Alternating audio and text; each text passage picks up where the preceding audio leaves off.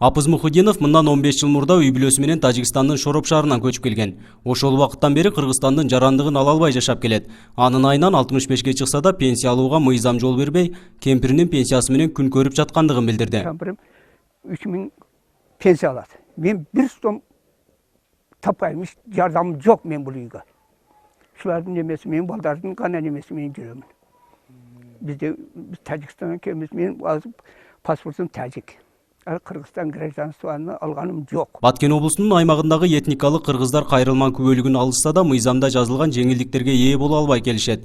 Ар кандай себептерден улам 10 жылдан бери паспорт ала албай жүргөндөрү да көп. Мындан сырткары медициналык жардамдарды да чет өлкөлүк жарандар катары акчасын төлөп дарыланып жаткандыктарын айтышууда. 2016 жылы 7 апрелде кичине кызымды төрөдүм, бирок şu больницада, доктурканада жардам болгон жок да энди. Өзү кайрылман күбөлүгүгө şu мына кыргыздардай эле, кыргыздын жарандыгындай жардам болуш керек. Ондой болгон жок. Мен şu акча каражатын төлөп, анан чыгып келдим да. Мыйзамда так жазылган, кайрылман күбөлүгүн алган, кайрылман статусун алган кайрылмандар, этникалык кыргыздар. Кыргызстандын жарандарына кандай жеңилдик каралса, ошол жеңилдиктен пайдаланган укугу бар да. Бирок негедир Баткен областын, районунун жанагы саламаттык сактоо кызматкерлери негедир билишпейт экен. Кайрылман түшүндүрмө иштери жүргөн, бул 2013 жылдан баштап эле берилип атат да. Ал эми Баткен облустук биргелешкен ооруканасынын дарыгерлери кайрылман күбөлүгү бар оорулууларды да чет өлкөлүк жарандар катары акы алып дарылашат деген сөздөрдү четке кагышат.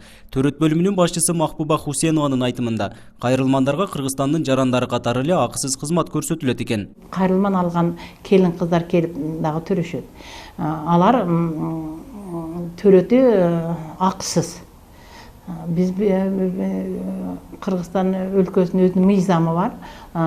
Кайрылманы бар болгон инсандар бул төрөт акысы болуш керек. Тарыхый мекенине көчүп келген кыргыздар мыйзамга ылайык өлкө ичинде Кыргызстандын жарандары менен бирдей укукка ээ.